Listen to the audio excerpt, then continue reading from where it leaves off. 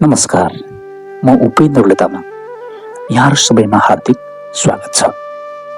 म सधैँ आम नागरिकको आवाज बन्ने प्रयास गर्ने एउटा साधारण व्यक्ति हुँ।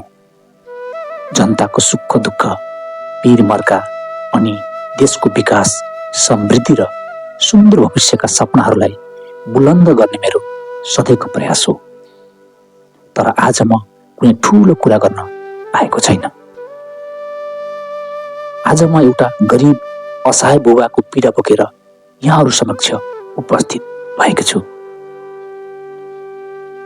रौतहटको चन्द्रपुर नगरपालिका वार्ड नम्बर 3 गैराटा पुराण टोलको पुच्छारमा रहेको हरिजिम्बाको कथा केवल एउटा व्यक्ति मात्र होइन, यो हाम्रो समाजको पीडा हो। झन्डै 6 महिना अगाडि दसैँ आउनु अगावै अचानक लड्दा हरिको दाहिने काँधको हड्डीमा गम्भीर चोट लाग्यो।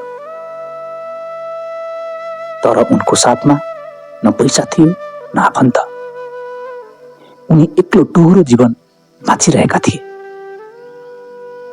उपचार गराउने सामर्थ्य नभएपछि उनले बाध्य भएर झारफुक र जङ्गलका जडीबुटीमा भर पर्नु पर्यो। तर आज त्यही सामान्य जस्तो देखिएको चोटले भयावह रूप लिएको छ। अहिले डाक्टरहरूले भनेका छन् घाउमा कालो दाग देखिएको छ, मासु कुहिने खतरा अत्यन्त बढेको छ। ढिला भयो भने काँधको अपरेसन या हात नै काट्नुपर्ने अवस्था आउन सक्छ। उनका 2 छोरा र 1 छोरी काठमाडौँमा गलैँचा बुन्दै दैनिक गुजारा गरिरहेका छन्। उनीहरूले आफ्नो बुबालाई उपचारको लागि काठमाडौँसम्म लगे, तर पैसाको अभावले अस्पतालमा भर्ना गर्न सकेनन्। ट्रमा सेन्टरमा चेक जाँच गर्दा 16-17 हजार खर्च भयो। त्यसपछि उनीहरूका आँखा अगाडि अन्धकार बाहेक केही देखिएन।